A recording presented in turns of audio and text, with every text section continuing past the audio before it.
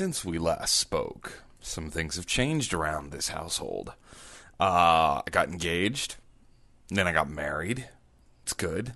Teresa also got engaged, and she also got married.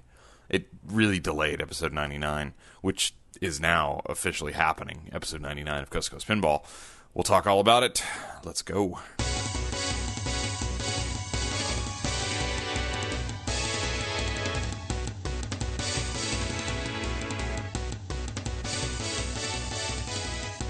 Welcome to Coast2Coast Pinball. My name is Nate Shivers. This is a podcast commentary. I'm a man out of quarters, but I'm a man with a wife. I have a wife. Got married. So, I turned 35, like 9 days ago, something like that. Teresa had a birthday as well, and on her birthday, we got married. We'd talked about getting married. We've lived together a long time. We've known each other for a long time. I surprised her and proposed on a Sunday, 5 days ago. And then followed up the proposal with, how about we do it Wednesday? Which she was into. And we went and got hitched. So, Teresa and I are married. Which makes explaining who she is a lot easier. As someone pointed out to me in the thread, I really appreciate all the well wishes for our nuptials, as they may be. There will be no honeymoon right away. We can't really travel. The legacy of the blind diabetic dog continues, so we're stuck at home. And that's okay, because we went to Disneyland on our wedding day. We got married in the morning. We literally went to the courthouse, or the county building in San Diego. Nobody knew, also. Our parents, friends, nobody knew we were getting married. I took the day off from work under the guise of I had errands to run. And we went and got married. It was awesome. It was just what we wanted. We'd gone to the store, and she got a nice dress Monday, and I dusted off a suit, and we made it fun, relaxed, nice. So, needless to say, in all full disclosure, she and I had both been married once before, so we didn't have the pressure of having weddings from the family. The families were very thrilled for us and happy, and all is well. So thank you. Appreciate it. We're married. I'm sorry it's delayed Coast2Coast Pinball so much, but sometimes it's only pinball, as they say. So here we are, episode 99. This is the episode that couldn't happen, and I'll tell you why. I had originally planned an interview for episode 99 that just I couldn't make happen. I screwed it up. I had to cancel, then we just couldn't meet. And I'll tell you, it was with Mark Steinman from Papa, who I know you probably know is one of the driving forces behind Papa, hosted the Papa Roadshow web TV shows, and just an all-around good dude. We're still going to do that interview. We're going to do the Mark Steinman interview. We may do it in person for all I know, because I will be at Papa World Pinball Headquarters next weekend in Pittsburgh. I'm working out in New York this week, working all the way out to Buffalo and Erie, Pennsylvania. And over the weekend, I'll be down at Papa playing some pinball and competing with the best players in the world, or at least in the same room as the best players in the world. I'll be in the C division. You can find me in the C division. So that's what happened. 99 was supposed to be Mark Steinman. I just couldn't make the times happen. He and I are still talking about it through email when we're going to make it happen. He's really busy right now, if you hadn't guessed, with Papa and all that. Episode 100, also sort of a moving target. I thought I had something really cool for episode 100. It's sort of on hold for now. So episode 100 may also be the Chased interview show. A few people had emailed me with the correct guess of what they thought episode 100 will be someday. So episode 100 will likely occur under some other number. So as it stands, episode 100, the real one, the one we do, technically it's this one, because if you know the history of Coast2Coast Pinball, there is a little surprise episode in there somewhere that we didn't count. So this is actually the 100th episode you're listening to right now, officially called 99. Episode 100 will happen, and it will probably just be a regular episode. We'll just do an episode, about nothing. Maybe I'll do a whole hour about, I don't know, Super Mario Brothers or Fishtails or something for episode 100. Something really special. So there's my what's going on in my life, why you're not hearing podcasts out of me. Life's been getting in the way. I also haven't traveled much. I took the summer, not the summer, but I took a good 6 weeks of this summer and didn't travel for work. My job has me on the East Coast a lot. I'm the district manager for New York, New England, North Jersey, and little bits of Pennsylvania for my company. and we're under budgets. We have travel budgets, and I mapped my year out, and it made sense not to travel much at all in July. We took we closed down for a week in July. It's very expensive in the New York and Boston markets in July. So I just said, you know what, I'm not going out there. A lot of my accounts are on vacation, all this, so I didn't travel. I stayed home. And when I'm staying home more, I tend to be hanging out with Teresa, who's off work in the summer because she's a teacher. And I just was having a lot of fun hanging out with her. I was playing a bit of pinball. I've got games here. I've been, chasing the Crypt Jam wizard mode on my Tales from the Crypt and failing miserably, not getting it. I've been still breaking out the Twilight Zone. I kind of dialed in my Bride of Pinbot as I decide if I'm going to sell it or not. I was hoping to have had my America's Most Haunted by this point. I don't have it yet. I have resisted all temptation and urge to email Charlie and KT at Spooky Pinball and give them the whole, hey, where's my game? I'm leaving them alone. I listened to Spooky Pinball's podcast today in the car to and from work, and I just was like, nope, not going to do it. They're busy. They're working. I know they're trying their best to get it here. So, but I have been playing pinball. Zach came on the show, obviously, and we talked about going to Nickel City. We did that. I feel like I've played some other pinball just out there. Been following all the happenings. We're going to talk about them here on episode 99. I'm looking forward to Papa. That is like my big pinball, just kind of looming thing in my head, my thought process. I have been planning on going to school and studying the games in the C division at the Papa World, Championships, and really learning the rule set. And we're going to conduct an experiment here with Coast to Coast Pinball, because what I'm going to do is I'm going to really heavily study one game that's in the game bank for the C division. One game, which I believe will be Pirates of the Caribbean. I think that's the game. I'm going to study it really heavy. This weekend, I'm going to go play it, because there's 2 of them on location in my world here in San Diego. So I'm going to go play Pirates of the Caribbean, whatever. I'm gonna see if I can figure out the feel, get the shots mapped out in my head so that it's like a game that I know really well. And I'm going to see if that helps me really put up a high-ranking score in the C division at Papa. I am not going to read one thing about one certain game in the C Bank, and I believe that game will be Johnny Mnemonic. It's a game I don't know very well at all, so I figured that's a good one to choose out of the games listed there as a game I just won't learn much about. It's a more modern game, like not quite as modern as Pirates of the Caribbean, obviously, but it's a modern game, DMD era, late Bally Williams title. I think that's a good one that I won't read about, I won't study up on, I will just go in and play it cold. My other choices in the bank, the C Division, I'll remind you, and this is the one that I'm playing, and this is the one I care about, and that's the one you're going to have to hear about, is Jackpot, Johnny Mnemonic, Pirates of the Caribbean, Future Spa, Batman Dark Knight, Corvette, Addams Family, Wheel of Fortune, Attack from Mars, and F-14 Tomcat. Now, out of those games, yours truly, Nate, your host, this guy, I know Addams Family, Batman Dark Knight, and Attack from Mars the best. Those are the games on that bank that I am the most comfortable with.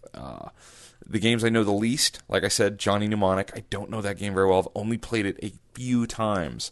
Wheel of Fortune, I did a whole show on that, or I guess we did a Welcome to the D-List on it. So I've studied that game a bit. I've played it maybe once. Don't know it very well.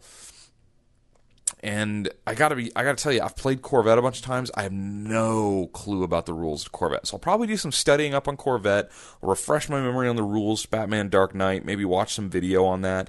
But I'm going to dive really deep into Pirates of the Caribbean to see if I can, unscientifically prove that studying the rules and practicing can increase where I score on that. Because if I score, say, top 20 C Division score on Pirates, but, can't break the top 50 on Johnny Mnemonic, then we know that maybe that had something to do with it. So that's kind of what I'm thinking about doing going into this. I'm really excited. I'm so excited to finally go to Papa. I mean, since this podcast started, people emailed me, dude, you gotta go to the Papa World headquarters.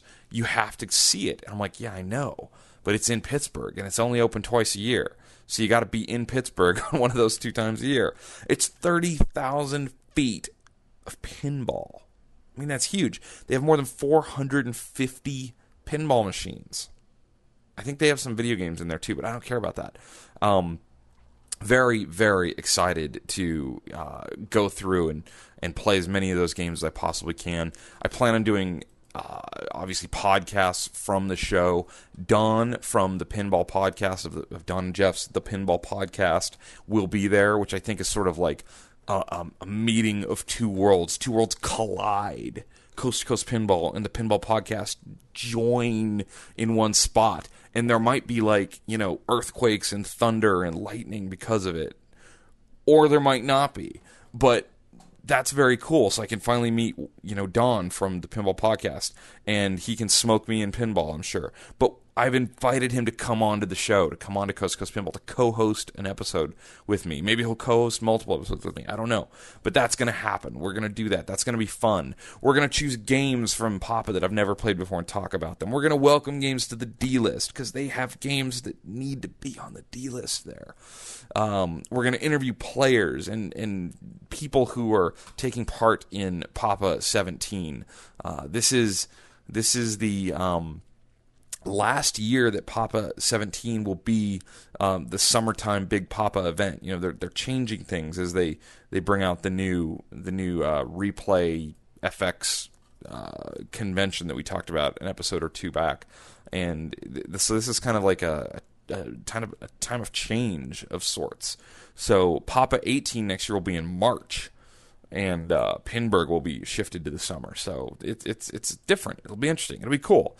I'm excited. I cannot wait. In fact, it's taking over my thoughts, and I'm excited. So, yeah. So that's what's going on in my world in pinball. What's going on with you? No, you can't answer because this is recorded, not live to tape. All right, so let me pause this show, play you some fun music, and figure out what on earth we're going to do next.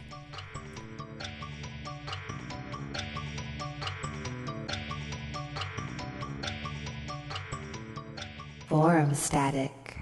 Oh yes, the Pinside Forum, a great place to find what's going on in the world of pinball. I'm going to use a mistitled thread to start this off, and then I'm also going to use a fantastic page that has been started by our good friend Jonathan over at Pinball Magazine, and it's called Who's Working on What? So we're going to do a little discussion here on what's actually being built in this crazy, ever-changing, ever-growing, resurgent hobby of pinball. The thread I'm talking about on Pinside, inside the Stern Pinball Game Manufacturers Forum, AC/DC Pro Vault Edition. That's sort of a bad title because it's not a Vault Edition. I get what they're going for when they say Vault Edition, but it's not really a Vault Edition officially. They're calling it the AC/DC Pro LED. This is a new release by Stern Pinball. They have redone a couple things on the AC/DC Pro platform. First, you're getting the new back box. You're getting the new speaker panel with the tilted back box and everything like you'd see on Star Trek or Mustang. So that's cool. It's an upgrade. You're also getting LEDs in the lighting. All LED lighting. That's fantastic. And then also, you're getting a swinging bell toy gimmick thing. It's not the true pendulum swinging bell like the premium and limited editions have of the AC/DC game, but it is a better toy. It's still just a shot up into like that runway where you hit the bell and it goes back, and I believe there's a stand-up target at the back of that lane, and then the ball goes right down, so it doesn't have the little out lane type thing like the premium does, but it's an improvement for sure. And I have heard from a couple people who have already ordered this, said they're very excited because they wanted to get one. They'd been kind of watching for a premium to get down into that like $5,000 range, which there have been some, but the ability to get a new AC/DC Pro, brand new in box, MSRP is $55.95, which means generally with some discounting found out there through some distributors, you can get that thing landed to your house for under $5,000 with LEDs, with the new back box. I don't think they had to rewrite any code. Maybe they did have to do a little code change for the LEDs, but very cool, very exciting. Kind of makes me want to buy an AC/DC Pro right now. I think from what I've understand is that the Stern license to build AC/DC games might end at the end of this year, so they're using this as a chance to get some more of these games out out into the field. I think AC/DC was really the starting point for this run of success they've had recently. AC/DC is proving to be a fast and hard and fun game, and I think really good for the home use market. So that's exciting. That's really exciting. It also makes me wonder, with Stern going back and doing the Iron Man Vault editions, building Medieval Madnesses for Planetary Pinball, and now rerunning another version of AC/DC, including the Lucy's and the Premiums, and now these LED Pros. I feel like they're like delaying, like they're trying to push something off, and maybe it's just they're trying to push off the release of the next game, the heavily rumored to be Walking Dead pinball machine, because they're trying to time it with the show coming back on TV and hitting the release date right. Maybe something with the license holder, or maybe we're finally going to see some sort of upgraded operating system or an LED screen or something awesome and different out of Stern on the next official new title. Just conjecture, just wondering, you never know. But I thought that was pretty cool. I love it that Stern's able to still sell more of a game that's been out for a few years now. That's awesome. That bodes well for how things are doing in pinball. So that you can check that thread out on the Pinside forum or go to Stern's Facebook page. There's lots of articles. They got a Blabbermouth article. UltimateClassicsRock.com put an article up there. Stern's doing really good at getting some press based on this, so that's good. Like I mentioned before, Pinball Magazine. Go to pinball-magazine.com. That's Jonathan. I hate to say his last name because I'll say it wrong. Houston. It's his website about his excellent pinball magazine. And he's got a great page right now called Who's Working on What, and it's a nice summary with some monthly news and what's being built in pinball right now, because there's a lot going on. So I'm going to use his page here as a rundown so we can sort of gather around, figure out what's happening, and in future episodes we can talk in depth more about these and maybe talk to some of the people working on these. So, like I said, Stern Pinball, AC/DC, what they're building right now. We have the new Pro LED. We have their Lucy Premium. They're still building Metallicas. Star Treks are still being built. 50 years of Mustangs. Jonathan says rumored to be is a Led Zeppelin game next. I've heard that too, but I don't know if I think that's happening. The fact that Jonathan puts that on here makes me kind of pause and think maybe they are going to do a Zeppelin game. I don't know. Not totally sure. Jersey Jack Pinball. Okay, so we saw recently on the Pinside forums a picture of Keith Johnson with, I'm trying to find the thread as we do this, not live to tape, Keith Johnson holding the Hobbit playfield, because we were getting very close to the production time for the Hobbit pinball machine to be built by Jersey Jack. Currently, they are building the Wizard of Oz still. We still see threads popping up, people looking for their games. We know that there was the Emerald City limited editions that were built. We know there was the standards, and we know there was the Ruby Red 50th anniversary limited editions. The Hobbit's coming. You can see the whole playfield in the Jersey Jack subforum on Pinside. It looks pretty much like what we saw before. Some people are speculating that they've made a few changes based on some feedback from people, which I think Jack's been pretty good about that. I'm excited for this game. I think this is going to be awesome.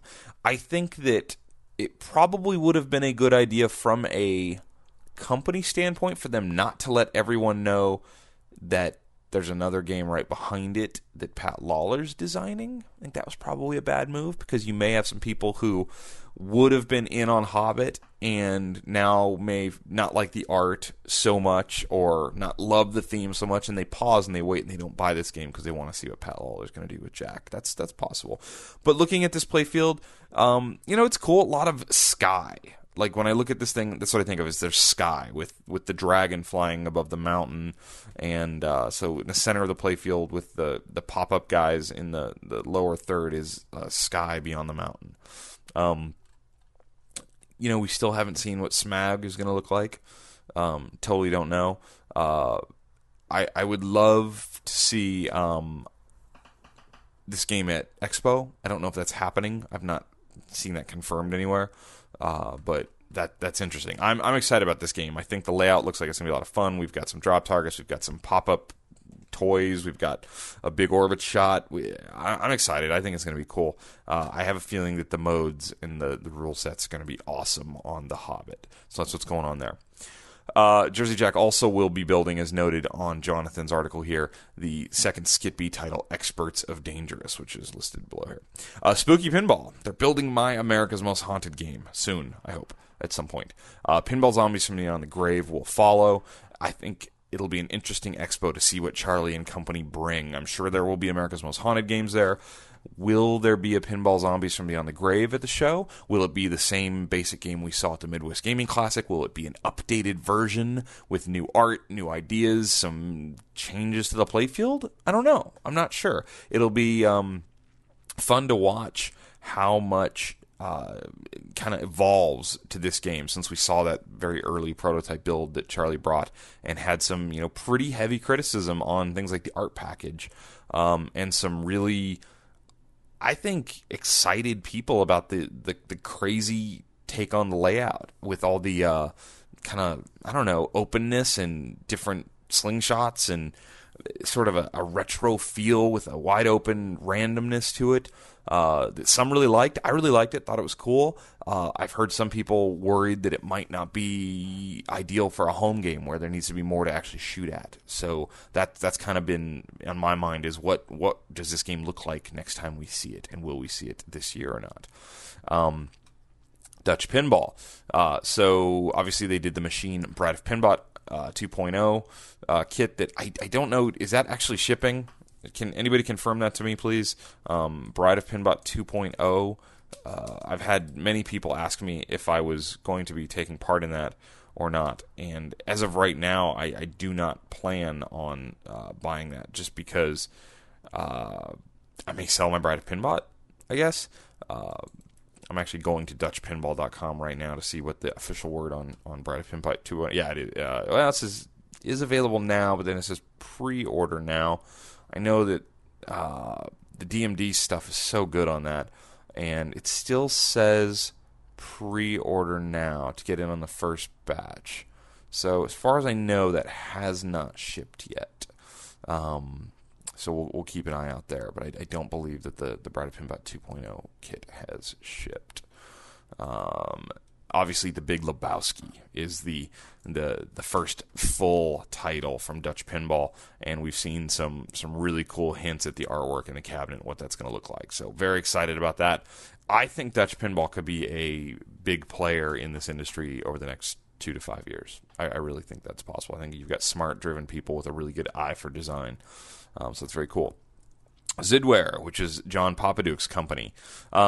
He's sort of a wild card because he has lots of games announced. He has Magic Girl, Retro Atomic Zombie Adventureland, which I always have problems saying.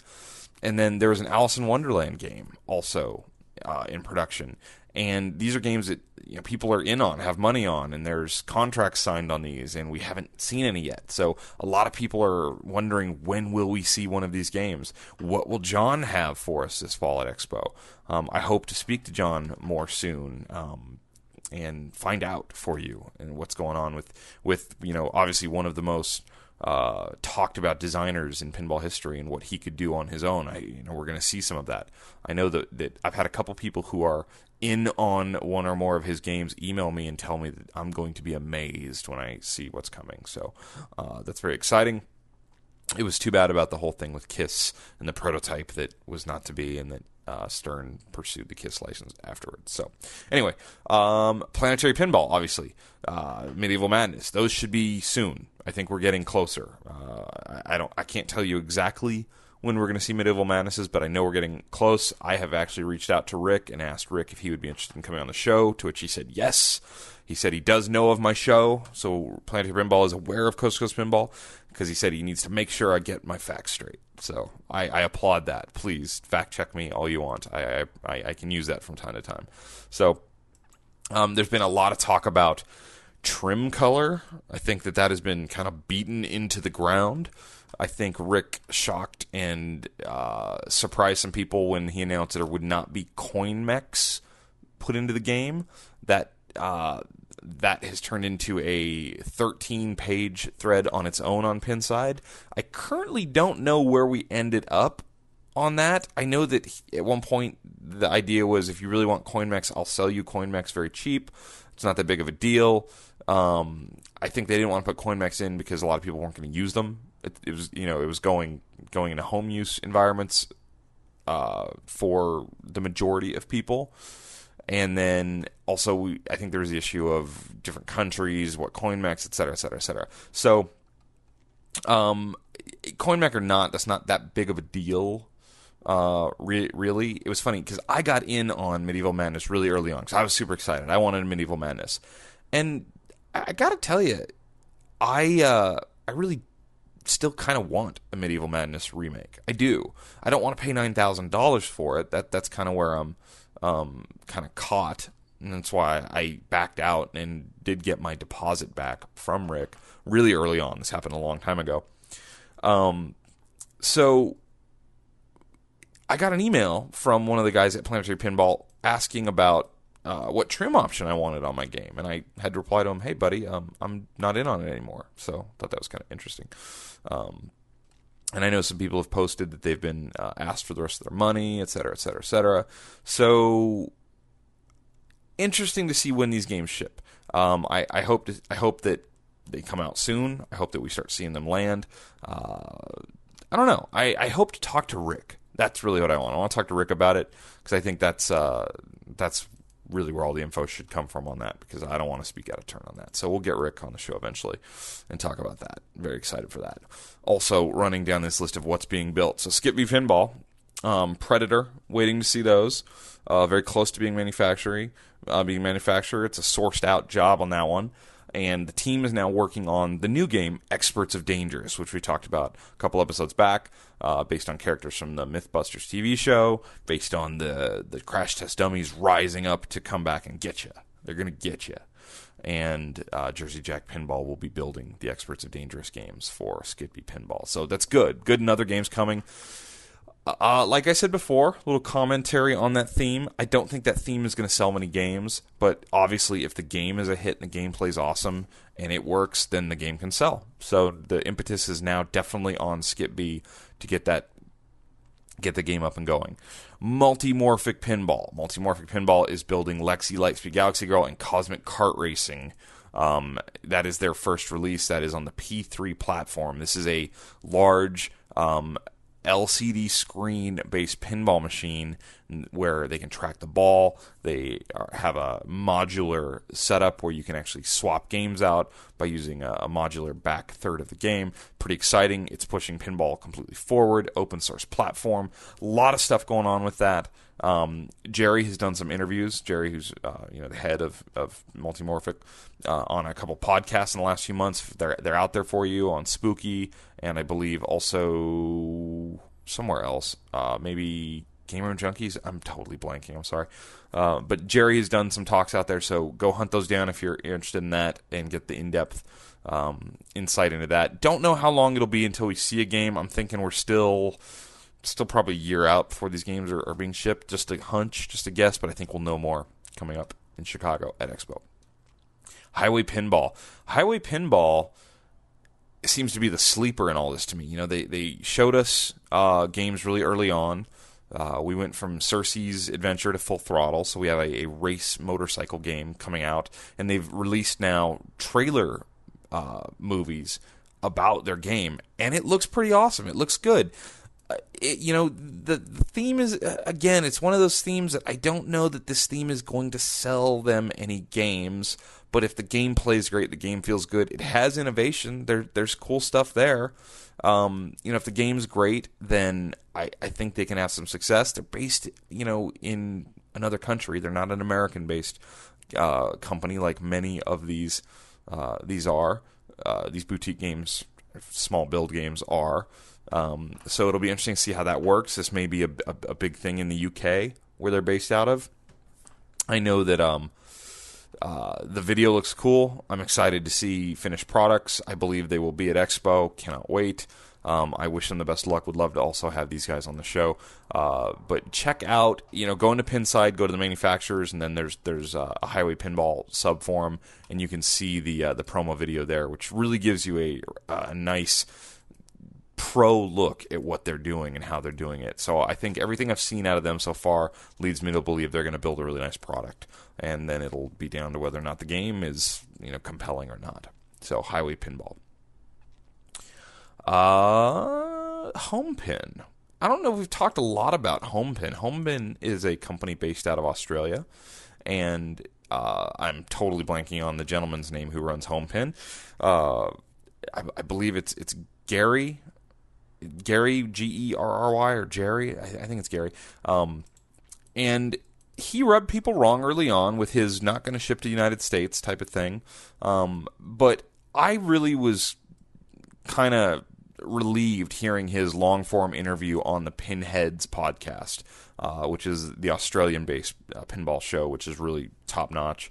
And they did a long show with Homepin Pinball, talking about Thunderbirds, talking about how they're going to build the games. Just really thorough, and I liked it. And that alone gave me a lot of sort of faith that this is going to be really cool. We still haven't seen anything exactly as far as a game goes. I haven't seen a Whitewood. We haven't seen much art because they say currently they're waiting approval from the licensor. Thunderbirds is a theme that obviously doesn't play real heavy here in the United States. Big in other countries internationally, big in Australia, big I think in Europe. I had a good friend I used to play in a band with.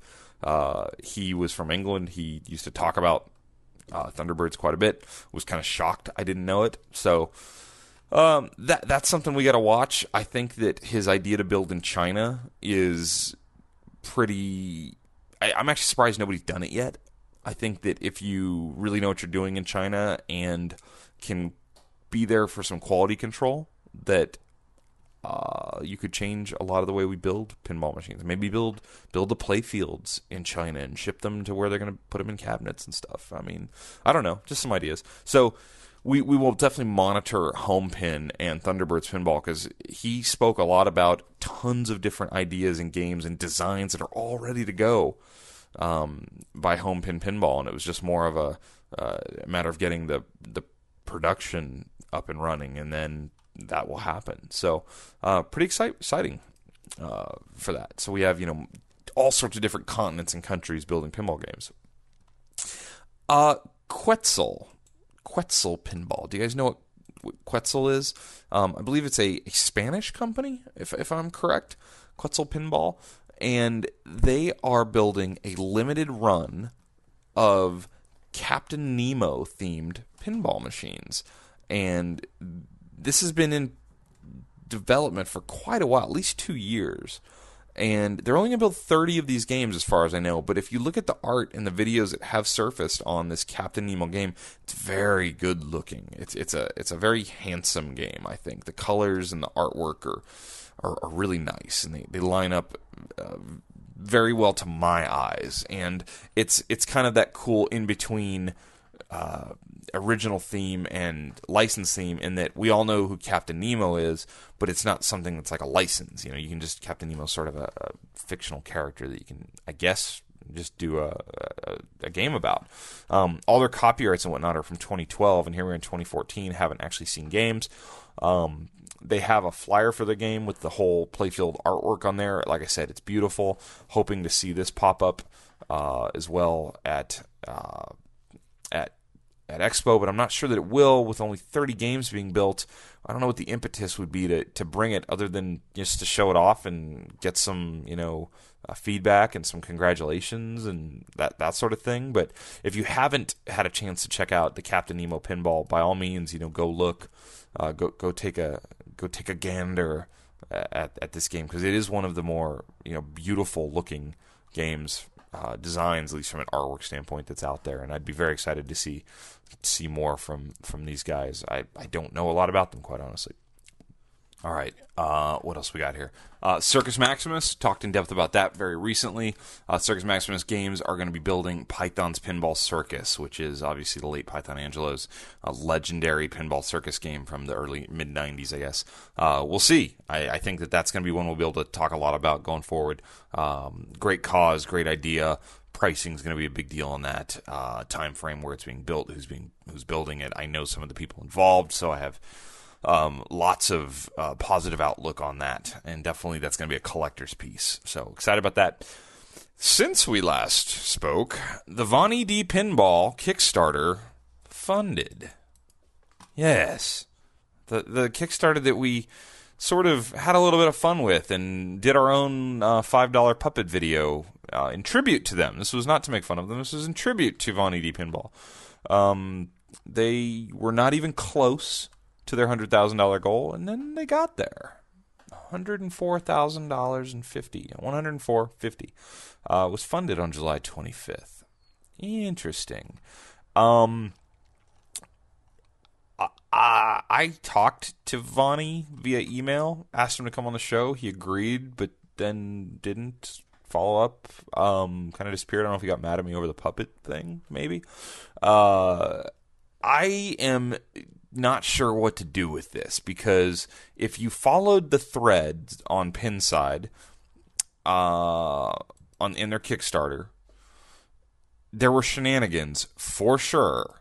I call shenanigans, so did everybody else, on the Kickstarter deal, because there were shill bids put in. There were fake people bidding this up, and without those, and I'll just call it like it is, BS bids, because they just were. Sorry, I'm not stupid. I can use deductive reasoning to see what happened there. This would not have funded. So they claimed somebody was messing with them to try and make them fail. I know it was reported to Kickstarter because I had people tell me they reported it to Kickstarter. I'm not sure. This is just not a great introduction to the community for Vonnie D Pinball to sort of, I don't know, come at everybody with a Kickstarter and then it miraculously triples its funding in the last couple days, or at least doubles its funding in the last couple days with a bunch of pretty much obvious shill bids. That's not good. So to the people that did put money in, I'm waiting to hear back from some people as far as what they're getting on updates. I actually don't have any doubt that Vonnie D Pinball is going to build a game. I think they're going to. I don't know how many they'll build, but I think they will build a game. I just have lots of questions on this Kickstarter and how it got funded and where this money came from and how Kickstarter allows obvious shill bids to run up I don't know, man. That just left me with a really funny taste in my mouth. So I will look forward to the chance of asking them in person at Expo, which they claim they will have some sort of working game at Expo. What happened here? I wish they had addressed it a little bit more directly after they came and asked everybody for support. So, in any case, Vonnie D Pinball Gremlins coming someday, I believe. So we'll see. Let's see. Silver Castle Pinball, we talked about recently. They're going to build Time Shock. Farsight Studios is listed on this list because obviously the Pinball Arcade app. Diner is just released. They're doing a Kickstarter for Addams Family. Whiz Bang, which is Dennis Nordman and Mr. Ferris. See if they're going to do Whoa Nelly Big Juicy Melons. There's still talk that Stern's going to build it. We'll see. Be interesting to see if that happens. And then there's some other stuff listed here, but it's not really, I think, pertinent to what we're talking about. So that's kind of what's going on out there. There's a lot. If you go back 2 years and what this list would be like, it would be very, very short. So it's pretty amazing. All this stuff has happened in the last 2 years, and I'm excited to see what this year looks like. Oh, we didn't mention Wrath of Olympus.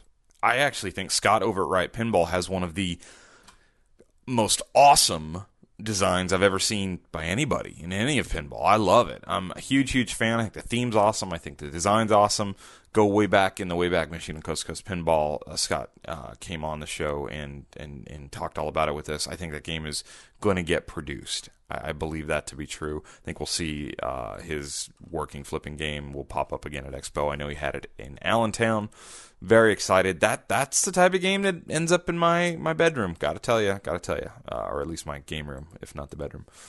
So lots of games. I'm probably missing some things on there. There's so much going on as far as games being built, games being rumored. We're going to have a Stern announcement in the not-too-distant future, which will be exciting. Good stuff to talk about.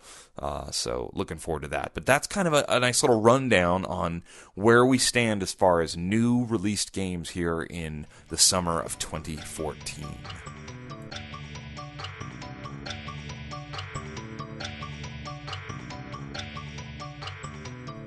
All right, I have this funny thing that's happening right now with Coast to Coast Pinball. People, still find the show all the time. It's not like everybody that's listening now has been listening for the past year and a couple months or whatever. There's people who just find it like now or just are getting into pinball more seriously, and they find the podcasts, and not just my show, but definitely my show included, and they start listening from the beginning, which is what I would do. It's what I did when I kind of got into listening to all the pinball podcasts. So I have people emailing me based on shows from like 8 months ago, and it's hilarious, some of the questions, because they ask this stuff, and it's been talked about to death in later episodes or whatnot. But one of the funniest things that keeps happening is when I started selling T-shirts for the show, which, by the way, guys, if you ever bought a T-shirt from me, thank you so much. I never expected to sell all these hundreds of shirts. Thank you. But they get to the episodes where the T-shirts start being talked about, and they start sending me money for T-shirts that don't exist anymore. I've had that happen like 4 times just in the past week or 10 days. I'm getting these emails like, hey, here's money for a Heather Green large T-shirt. And I haven't had a Heather Green large T-shirt to sell somebody in, 6 months. So that's interesting. So I have to email them back and tell them what I do have. And we have new shirts. We have brand new shirts that will go live on the website. And there's going to be 3 options of new T-shirts for those of you listening in, up to date. We have red T-shirts. It's like a heather red. It's like kind of a light red. It's kind of cool. I like it. Heather red with I don't even know what color. Is it white writing? Black. I don't have a shirt in front of me right now, but they're cool. They'll be on the website and check them out. There's a ringer tee, which is a gray shirt with black rings around the neck and then the armbands. So it's like a light gray with black text and print. And then there's a dark gray shirt with like a royal blue text and print. I'll tell you about the dark gray shirt is for you if you don't want to boldly advertise Coast to Coast Pinball. If you want more of a subtle, like, I like Coast to Coast Pinball, but only if you can get close to my shirt to read it, because the blue and the gray don't contrast super, a lot, so you can't quickly read it. It's a little harder to read. I personally like that, because I don't need to show off that I have this show when I walk around town. I like to sometimes, but not always. So it's actually one that I designed sort of on purpose for more of a subtle effect. I think I had that same thing going on with the gray on gray we did of the old design. So the new design has the Coast to Coast pinball machine, which you can see like on my Facebook page, as the front and center artwork on the front with the Coast to Coast Pinball logo below it. On the back, it has our slogan, 5 balls is cheating, because it is. And yes, there are circumstances where it's not, but in general, I'm pointing at you, 5 balls is cheating, and then the website name on the back. So just a little bit of fun. These are all, every time I do one, it's always a limited shirt. I don't run them forever. If you get one, there won't be a million of them. It's just kind of a fun little piece of whatever this is. So, with that being said, the prices on everything went up a little bit. So they're no longer $15 shipped anywhere in the United States. They're now $16 shipped anywhere in the United States. If you're international, email me first. I've shipped to a lot of the world now, and I know basically what it costs. So I can usually ship you 2 T-shirts for not a lot more. So if 2 shirts would be $32 normally in the United States, I can do it for that same price. Internationally, you'll actually save a little bit on the shipping. But anyway, yeah. So we have new shirts. Pretty exciting. I will be out of town and at Papa for the next 2 weeks. So I will take orders as I go. I'll let you know if I sell out, and give you other options or refund your money. If you send me money and sell it, Coast to Coast Pinball will be on the website, yada, yada, yada. T-shirt, commercial, blah, blah, blah. Nate's trying to shill my shirts. I get it. But what I'm really trying to say is thank you, and to those of you who are trying to order shirts that we don't make anymore from way back when, I'm sorry. They're gone. But we got something for you, for sure.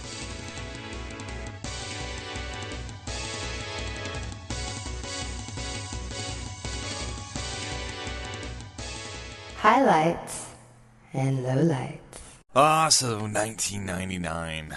the highlights, the lowlights, the weirdness of 1999. One of the more interesting years in the history of the pinball industry and hobby. So when we left off, Stern was not yet in existence. Sega was still building pinball machines. Bally Williams was still building traditional machines, but they had released their final.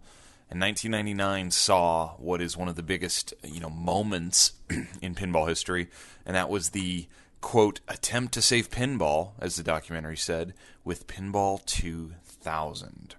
So, Pinball 2000. Williams knew they were in trouble. Sales were down, arcades were dropping, video games were taking over, and they had a plan, they had an idea, and it's well documented in the Battle Tilt. Is it Tilt? Tilt's the Battle to Save Pinball story of Pinball 2000. Great documentary that goes in depth about George Gomez, Pat Lawler, and all the folks at Williams in their project attempt to save pinball with Pinball 2000. And all the players that were there at the time, John Papaduke, obviously, all the people that were there. They were trying to do something different, and the idea was to integrate video into pinball, and they tried to use what's called the Pepper's Ghost effect with a mirror image of a screen to, basically project the screen images of like a video screen onto, basically, so it looked like it was on the playfield. And it worked pretty well. And in 1999, when this was sort of released, people were really excited because it was something different. And it kind of was inspired by the old Asteroids Deluxe machine, where you had the animated vector graphics, kind of with a background, like a static background, added in with the one-way mirror. So that kind of idea. And the first game released, and this was in 1999, under the Bally name, because this was an original theme, which kind of went against what they were doing at the time. It was, licensed themes were going to be Bally and original themes were going to be Williams, but this one was an original theme under the Bally name, was Revenge from Mars, a sequel to the very successful Attack from Mars. Revenge from Mars was a design by George Gomez. Art was done by John Usey and Greg Ferris. So you had a very successful team going on it. This was the last pinball machine to ever say Bally on the label. And it sold very well. It was an exciting time. I think a lot of people at Williams thought they had done it. They had saved pinball in a way. The number we see out there is somewhere between 6,000 and 7,000 units sold. That's great. That's a home run at this time period.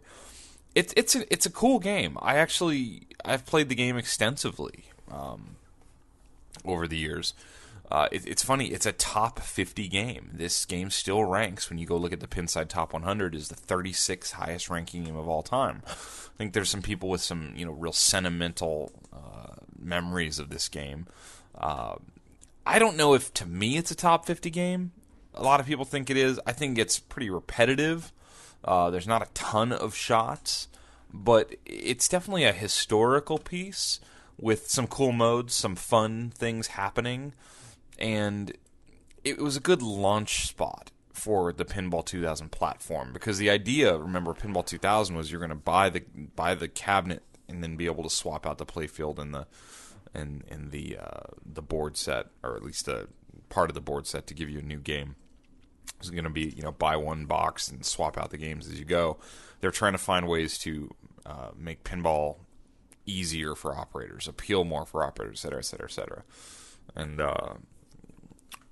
this was the start. And I like Revenge from Mars. I don't love it. I like it. And it's a game that can be had nowadays for, under $3,000. And it's kind of a cool thing. I just don't know if I'd be able to keep it myself. The second game of the Pinball 2000s, and really the final game of Pinball 2000, was Star Wars Episode 1. Obviously, if anybody remembers when that movie was coming out, that was a big deal. That there was a new Star Wars movie based on the Episode 1 story. John Papaduke designed this.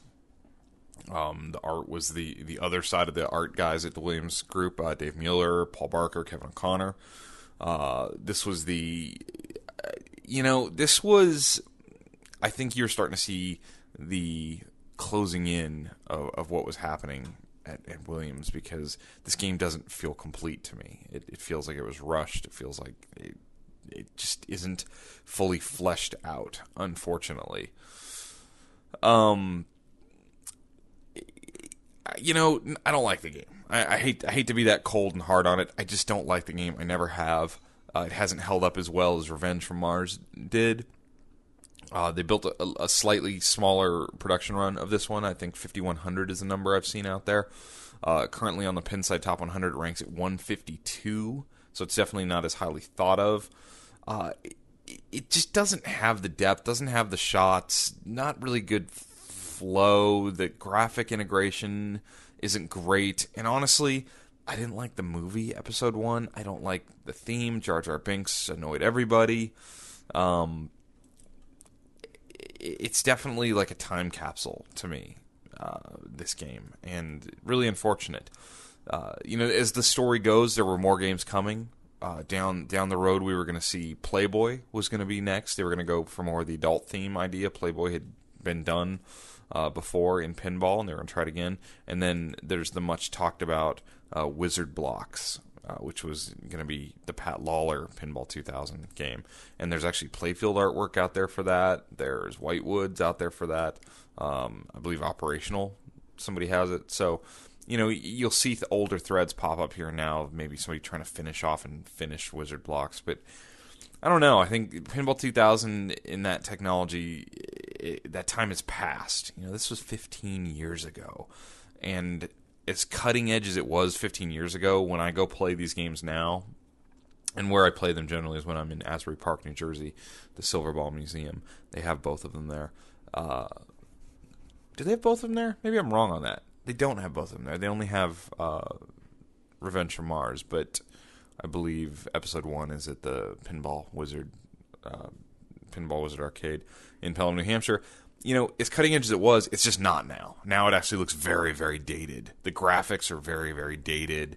The screen they used back then, very, very dated. What you're seeing now with, things like Multimorphic and V3 and Highway Pinball, that's cutting edge. So it's really interesting how even 7-8 years ago, I think Pinball 2000 was still looked upon as like, oh, it could have been so huge, could have been awesome. It was going to run its course. It unfortunately never got it's a fair chance as Williams got out of pinball at the end of 1999. Kind of startled the whole industry really when they dove out.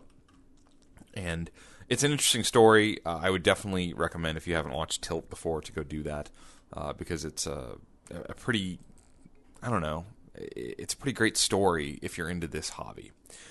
So also in 1999, you had the final Sega pinball games, because you now had the buyout of Sega Pinball by the Stern Company, and they released 2 games in 1999. And one of those was Harley Davidson, which was labeled both Stern and Sega, different runs. And then South Park. Harley Davidson is one of those games that I look over constantly. It's just not a game that I've ever really been attracted to theme-wise. Layout-wise, it's not bad. I can't say that this is like, a terrible layout game. There's quite a bit going on for this game. I've never loved the gameplay.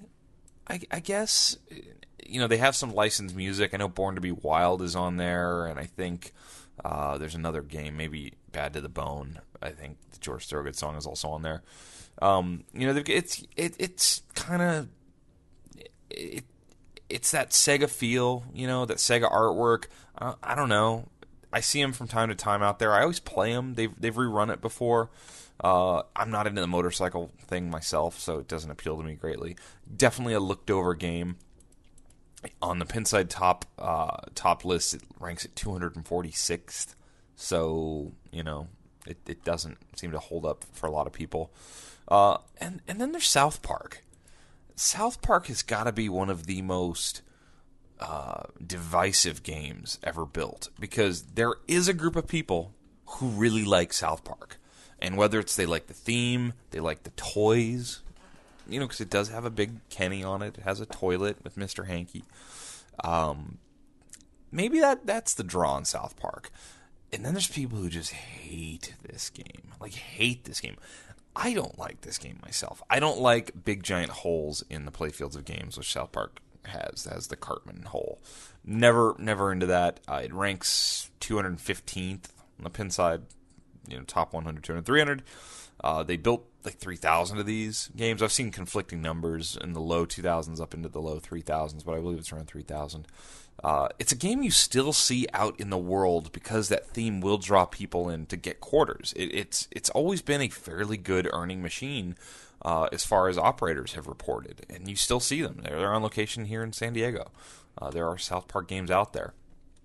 Not a game I would ever own, but this is really, this is the time when Stern became Stern. And it's funny because you went from Harley Davidson and South Park in 1999 to then 2000, you saw their attempt at original themes and Gary Stern's new mantra of, simple to learn, hard to master, and you had Striker Extreme and then Sharky Shootout and all these games.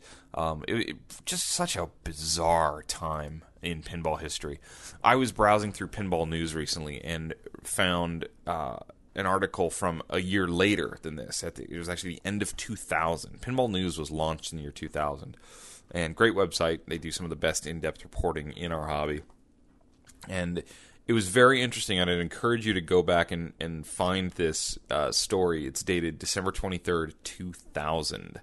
And it's their very first Pinball News review of the year, a look back at the review of 2000. And they talk about how after Williams had shut down pinball, that all these new companies kind of rose out of that. Pat Lawler Design, which obviously we saw a couple games eventually get made out of that. Illinois Pinball with Gene Cunningham, and he was going to produce games using the former Capcom technology he had bought, which we know what happened there with the limited Big Bang Bar release. And then Roger Sharp had a licensing and marketing company. Wow, how far we've come. So I just thought it was kind of fun to look back at 1999, look at 2000, and see where we sit in 2014 here on episode 99 of Coast2Coast Pinball, and how much healthier and robust the industry is. I think there's some people who would long to go back to those days where they could go find a Medieval Madness for $2,800. But for me, I'll take new games coming out, excitement, big tournaments, big events, expos happening and all that over sort of a depressed, sad, oh, it's too bad Williams is out of business type of pinball vibe we had back then. So anyway, that's the final of my little lead-ups as we ended the 90s, going through the highlights and lowlights of the games released in those years. Check the email.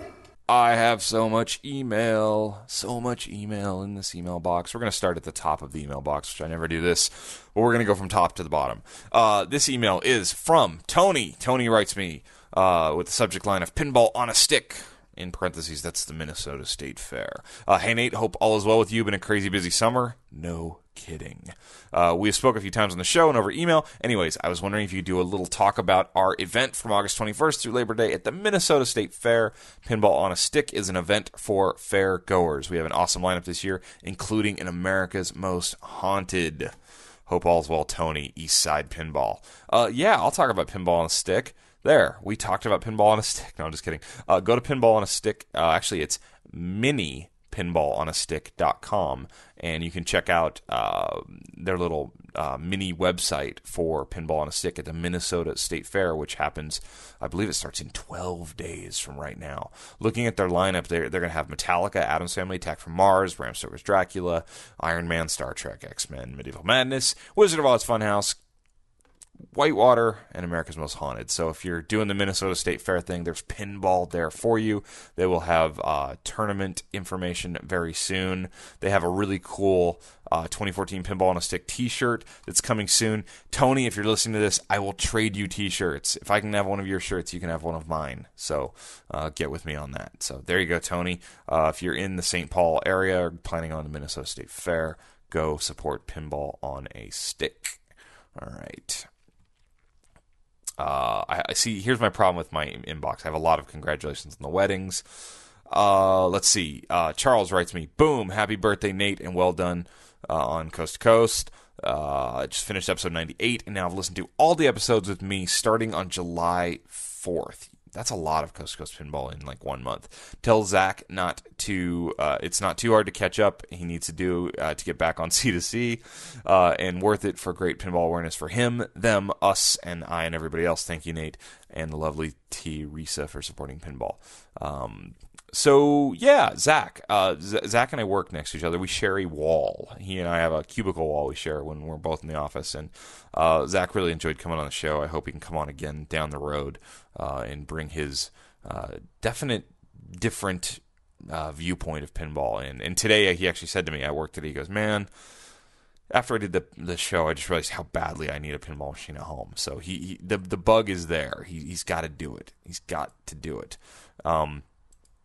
All right, so Parnell wrote me, Nate, dude, so I listen to your podcast frequently, usually at night while I fall asleep. I get that a lot. I get a lot of people telling me they listen to me while they fall asleep. Then I got a girlfriend, and well, sorry, but I had other things to do. I totally understand. You have to, go shopping and stuff. Now I listen at work while I do tedious things. Today I'm listening to your podcast 84, I think. You mentioned you were on Craigslist all the time looking for games, and I randomly go, I haven't been on Craigslist.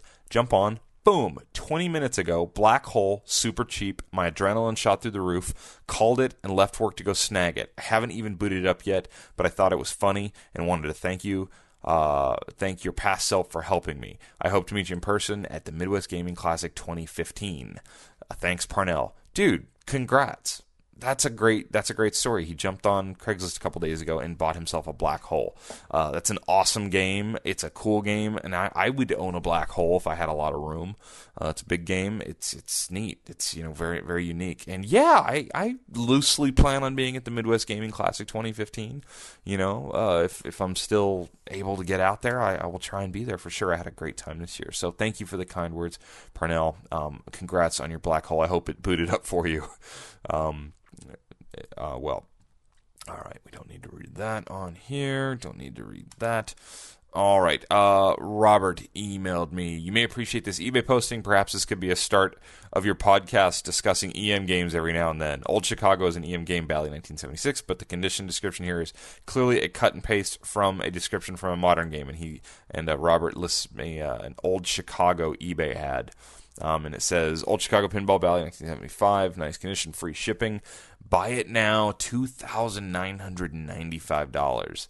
And then I'm down into the description, and I guess it talks about something else. Yeah. That's a cool game. It's certainly not a $3,000 game. I will do more EM talk, but it'll have to be on games that I can stand in front of and talk about to a degree, because I am not an expert by any means. So I appreciate the suggestion there, Robert, and I will do more of that in the future at some time. So moving on down the line. Buddy Shane in Australia threw me out. He was showing me Pavlov Pinball, who did an interview with yours truly, did a nice little article on the 1st of August about the new Jersey Jack pinball game with Pat Lawler, and kind of updated news and what's going on. And will there be an upper right flipper like a lot of the Lawler games have, like, Addams Family, Twilight Zone, No Good Gophers? And Jack actually said, yes, there will be. So that's sort of interesting news, a little bit of stuff going on there. Thank you, Shane. I appreciate the heads up. Shane's really good at, throwing stuff out to me, after I haven't done a show for about a week. He throws me hey, man, have you seen this? Kind of wondering if I'm dead or not. So I appreciate the worry. And Shane and I have some really loose, abstract ideas for the Texas Pinball Festival next year. So hopefully that'll come to fruition. All right, let's see. We have an email here. from Senior Ryan, who was one of the early emailers of Coast to Coast Pinball. He wrote, "Hi Nate, listening to episode 98, I agree with the drama and blahs on Pin side, so I figured I would leave something positive. Recently picked up a great Stern game, Big Game. The game plays so smoothly, there's plenty to do, and it does quad flippers tastefully. Definitely a game that's worth it. A semi-sister game to it is Cheetah, which I played at Expo. It's every bit as good as Big Game for the same reasons. No gimmicks or toys, just straightforward play. To me, Stern seemed to have a great handful of games from 1980 to 81 that seems to slip under the radar. Even in 2014, Big Game is fun to play. I would love an Iron Maiden just for the outstanding artwork. Never played it. Split Second, played it, is okay. It's a bit wide open, but still has its moments. The rest of the world, after some tournament action for Stargazer, suddenly in 2014, everyone wants one." That's true. Stargazer showed up at the tournaments in Texas specifically, and it looked so freaking good. Everybody wanted one. Iron Maiden's cool. It does have awesome artwork, and it is fun to play as well. I've never played Big Game. And I know there's a Big Game that's actually been for sale in the San Diego greater area for months and months and months and months and months. So, I don't know. Maybe somebody's telling me something. We're going to take a little break here from the mailbag because we have a guest to the show coming here shortly. Hold on. Getting in bed with Teresa. Hey, Teresa. Hey, Nate. What's going on? Sitting here in your office, chilling. Yeah. You here to talk about pinball? Sure. Okay, cool. Do you want to talk about highway pinball? I don't know what that is. Do you want to talk about Quetzal pinball? Quetzal? Yeah. I don't know what that is either. Do you want to talk about spooky pinball? I know what that is. What is that? They're making the game that you ordered. America's Most Haunted. Yeah. You're talking to the mic. Okay, sorry. You know, somebody wrote me a really mean email about you a while back. About me? Yeah, about you. Why? That's like really mean. They said you have to use your grown-up voice. That's... Does that make you mad? It makes me want to hit you. Hit me? I didn't write the email. No one wrote you that email. You just made that up because you tease me. Oh. You're so mean that you just said that. Oh, sorry. I'm mad at Oh, I just got you. another text message. Loving episode 99. Tell Teresa to speak up. Ah, babe. Babe? So what's been going on with you? Well, have you told everybody Told everybody what? what we did on my birthday? We went to Disneyland. And we played Cyclone. Remember? You played Cyclone. I played Frogger. Yeah, I'm going to post that video. Of me being horrible at No, Frogger. you told me you're awesome at Frogger. I used to be so good at Frogger. Teresa did a Frogger demo for us. It was horrifying. What I tried to do on her birthday at Disneyland was I was going to do a comedy bit where she was going to record me playing Cyclone because I'm terrible at that game. Yeah, he's like, this will be really This will funny. be awesome. And then he would and hit in one really ball, well. I hit the high score and got a replay. So Yeah. my little joke didn't turn out so well because I just killed it. At I was Cyclone. like, when is this going to get funny? It wasn't funny. I'm just that good. Is that what that was? I think that you were coming off the high and still flying, and it translated into really good pinball. I don't do playing. drugs. No. From what we did in the morning. What do we do in the morning? You've told them, right? Told them what? That we got married. Oh, we got married that morning. Why That's did you right. make me I say it? You're forgot. such a brat. We got married. Yeah. I tricked you into marrying me. You didn't trick me. Well, whatever. I was so excited to marry you. Were you? Yeah. So your name's not Froggy Froge anymore. No, I'm Teresa Shivers. Teresa Shivers. It's so weird. Ah. Everyone at work is like Shivers, like rhymes with rivers. That's what I say now. Oh.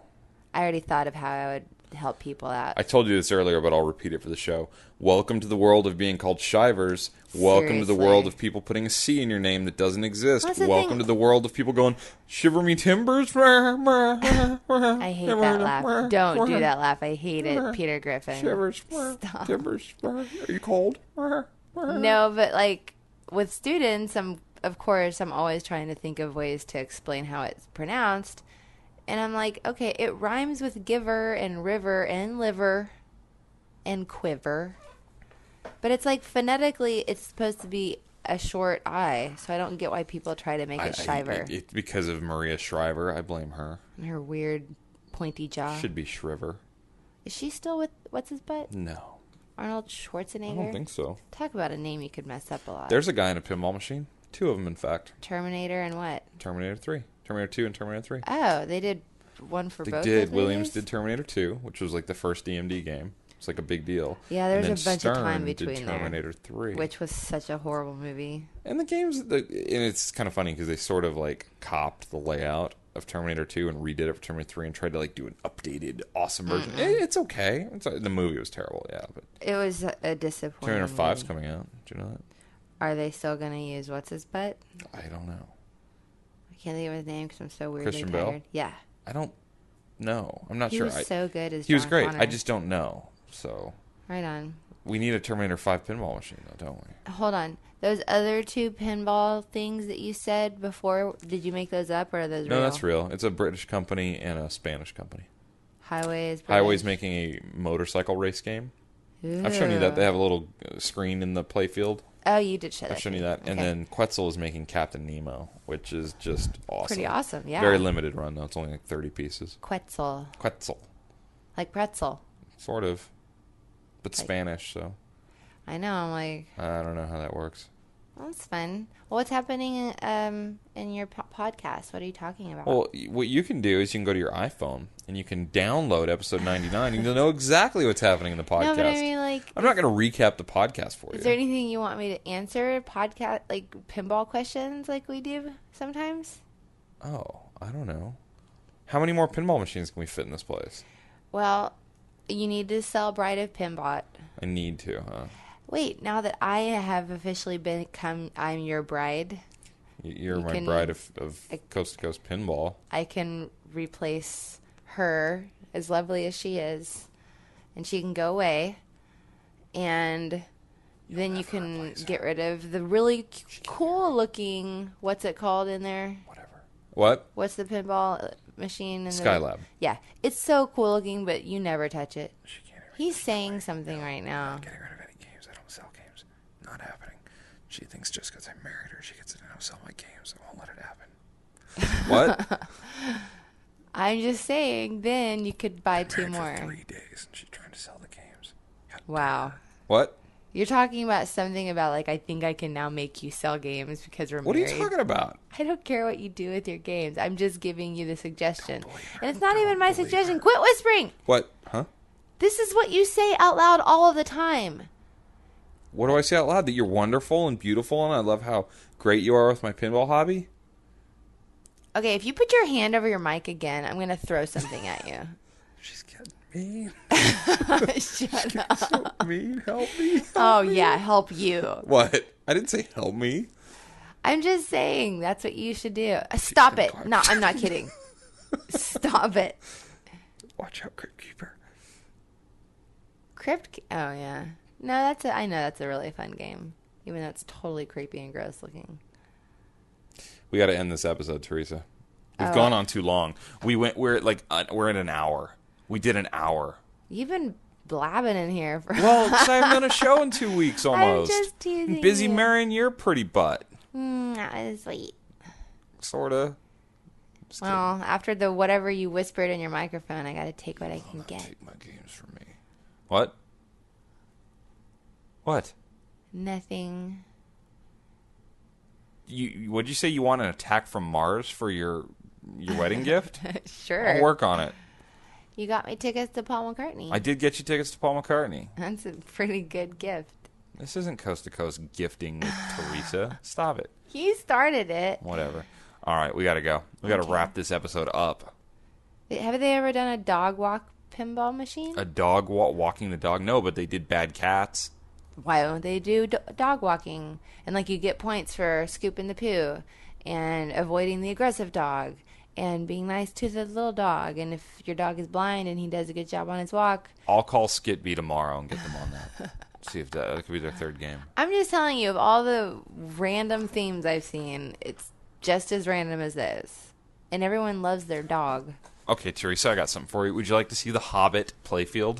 Sure. All right, we'll show Teresa the Hobbit playfield. She's a big dork and likes stuff like this. And I mean that in the most loving way possible. Wife, Isn't it weird? you're my wife. Do you think it's weird? No. I don't think it's But I weird. mean like that, like I'm your wife. No. Not your girlfriend anymore. No, it's not weird unless you try and take my games. Dude. What? You know I'm not going to try to take your games. Who said that? You, I'm sure, whispering behind your hand. All right, here, come over here and take a look at this playfield. Okay. Well, I can't tell anything. Oh, it's So what do you think? It's Smog. It's kind of hard to get the full. Well, it's unpopulated. The toys and stuff aren't on I there. see but the that's Lonely Mountain. Yeah. And I see the dragon. There's the And dragon. the dwarves are up there. Yep. What is that? Like they have drop targets? There's drop targets there, or something that drops down in front of Smog. Do you see the big holes in the playfield? Well, Those are going to be like in the pop-up made-up movie troll that's type not things. The Hobbit at all. They've inserted elves where there are no elves in the movie, and some Yeah, sort there of are no- epic battle where there Well, no, is there's no elves in epic the movies. battle. There are no elves in the book. I mean, in the book. That's what I meant to say. Yeah. So I'm sure there's elves somewhere, right? Yeah, of course. Although the I think battle if you look told closely, you. there's Lord of the Rings in there too. Well, yeah, I'm because just kidding. Listen, the battle that I told you that we saw. Here we go. Tolkien history lesson. What? You're being super mean on I'm this not being episode. mean. I'm sleepy. I was just going to tell you, even though it's not in The Hobbit, it's in the Silmarillion. You just hit me. Because you're trying to touch my boob with your foot. You can't say that on this Oh, show. you're doing it. You're being mean. Teresa. Sorry. You're totally doing that, though. What have I done? That's what you get for whispering behind your hand and mean things about me. What are you talking about? I couldn't possibly do that because anybody can listen to the show. But we know she doesn't listen to the show, so that's not a big deal. He's doing it again. We got to go, Teresa. Say goodnight to everybody. Good night, everybody. Good night, everybody.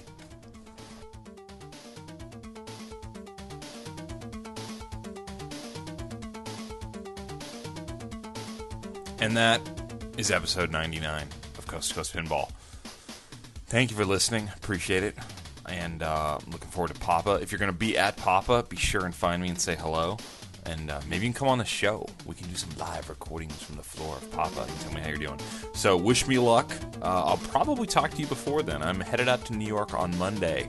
Got a bunch of work to do, but there will be pinball in the evening. So hopefully I'll have some stuff to report. I'm going to be studying, and I'm going to do mediocre. Yeah. So until next time, play some pinball, support your local games on route, and all that good stuff. Take care.